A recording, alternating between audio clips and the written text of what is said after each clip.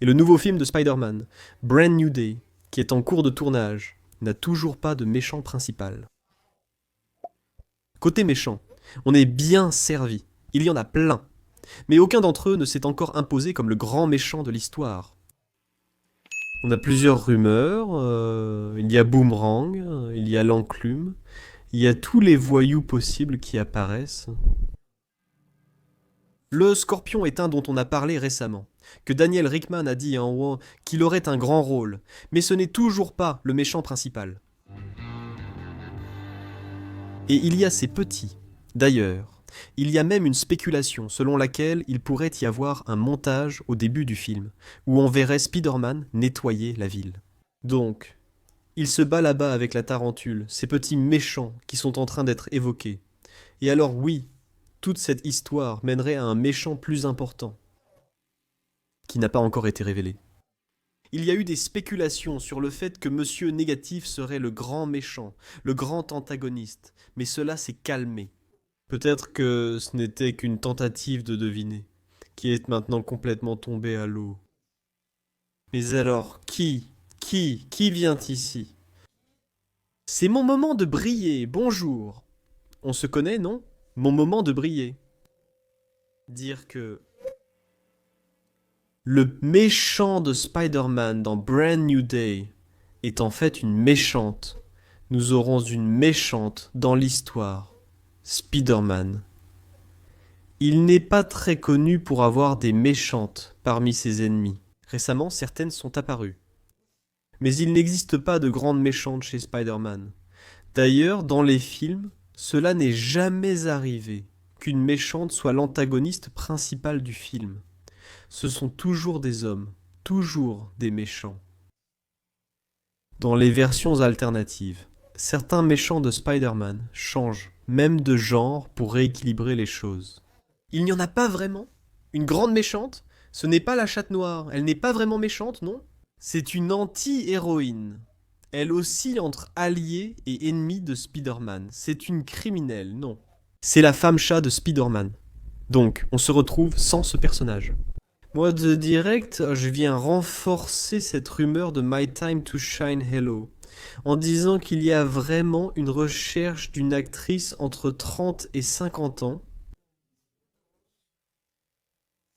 sans origine ethnique spécifiée, pour être la méchante du film Spider-Man, et que ces deux rumeurs ensemble indiqueraient vraiment qu'il y a une grande possibilité que Spider-Man, pour la première fois au cinéma, affronte une méchante, une femme.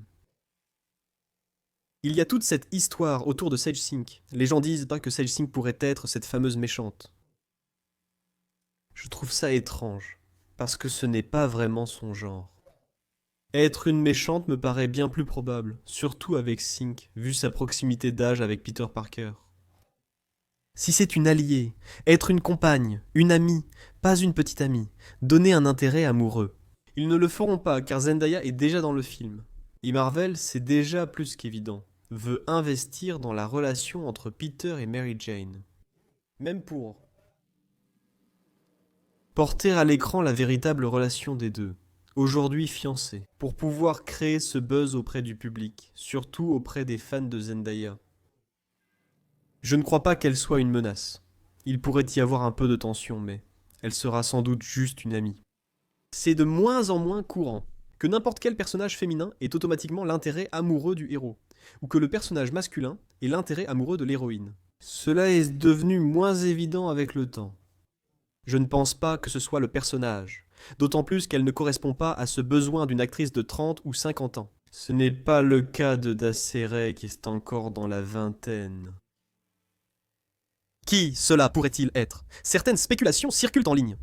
Rien n'est confirmé, mais il pourrait s'agir de la reine des araignées, ce qui introduirait le multivers dans l'histoire, établissant déjà un lien avec Donos Dei et Guerre secrète. Il y a des gens qui disent que ça pourrait être Satar, qui est une méchante métamorphe.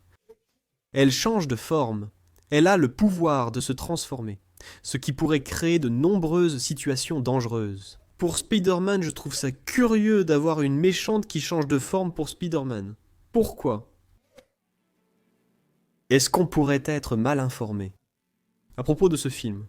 Ah, Zendaya est dans le film. Ah, Jacob Batalon est dans le film. Ned va revenir. Mary Jane va revenir. Peut-être pas. Peut-être que Ned et Mary Jane sont une illusion créée par la méchante. En réalité, ils sont au Massachusetts Institute of Technology, mais ne participeront pas au film. Tout ça, c'est une façon de tromper Spider-Man, pour le convaincre qu'ils sont de retour. Pour explorer le passé de Spider-Man. Tante May pourrait même revenir. Pour jouer avec ça et tourmenter Spider-Man, il faudrait que la personne découvre le passé de Spider-Man, non? Parce que plus personne ne se souvient de qui était Parker. Mais ça pourrait. On pourrait en arriver à ce point-là, à faire ça, parce que le film parle aussi de ça, non? À propos de Spider-Man, reconstruire sa vie et apaiser son passé. Le passé revient. Claquer la porte pourrait construire cette narration. Et là, une méchante capable de changer de forme devient un véritable atout pour créer cet effet de contraste, cet effet de conflit avec Spider-Man. Avec le Spider-Man qu'il veut être maintenant.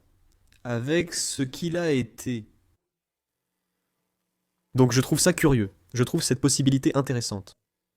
Mais aucun nom de méchante vraiment iconique des comics ne me vient à l'esprit. Qui soit vraiment importante, qui puisse être intégrée dans ce film. Mais nous avons au moins 2 sources qui disent la même chose, notamment The Direct, qui est un site. Ainsi que My Time to Shine Hello, qui est... On le sait, n'est-ce pas? C'est complètement fou. Toute la journée, elle lance des rumeurs et des infos au hasard. Time to Shine fait pareil. Elle met 2 yeux. Regarde, une méchante de Spider-Man. Et tout le monde spécule. En 5 minutes, il y a déjà le personnage, l'actrice, la date de sortie et l'histoire. Le scénario complet sera prêt dans 10 minutes. Parce que les gens veulent profiter du buzz, de l'engouement autour de la révélation. Mais je pense que c'est possible. Mais je ne pense pas que ce soit définitif, non. Nous pouvons. Il faut patienter encore pour connaître précisément l'intrigue du film, car cela reste un peu flou, non? Le film présente simplement l'homme araignée au début. Nettoyant les rues de New York, combattant certains de ces méchants classiques, mais peu connus, le scorpion qui apparaît avec une histoire un peu plus développée. Travaillant pour quelqu'un dont on ne sait pas qui c'est. On sait que ça ne peut pas être le caïd. On sait qu'il va y avoir cette histoire de l'homme araignée qui essaie de reconstruire sa vie. Peut-être sans Peter Parker, juste l'homme araignée, car tous ceux qui l'approchent finissent par mourir à cause de son traumatisme. Et Hulk est le punisseur dans tout ça, n'est-ce pas? J'ai dit ici que j'avais cette théorie. Peut-être que Hulk et le punisseur apparaissent dans ce film pour que Marvel les utilise dans Doomsday et Guerre secrète. Peut-être qu'ils utiliseront même Tobey Maguire, qui a aussi plein de références, des indices, qu'il est présent là où les films se déroulent. Ça a du sens. Mais c'est encore peu pour dire que ce personnage, cette actrice... Il y a des gens qui parlent de Sarah Snow comme étant cette actrice qui va jouer ce rôle. Ils vont peut-être changer le genre d'un méchant de Spider-Man, ça va encore faire polémique, non? C'est aussi possible. Un méchant célèbre de Spider-Man pourrait avoir une version féminine dans le Marvel Cinematic Universe. On parle de multivers. Tout peut arriver, non? Qu'en penses-tu? Écris-le ci-dessous. À bientôt, à la prochaine, à tout de suite. Salut. Et voici un autre contenu de 4 Quasas. La chaîne propose au moins 3 vidéos chaque jour, du lundi au dimanche. Si tu as aimé, voici d'autres suggestions. N'oublie pas de laisser un like, un commentaire, de t'abonner si ce n'est pas déjà fait, et d'activer la cloche pour recevoir les nouvelles notifications. Merci beaucoup, à la prochaine.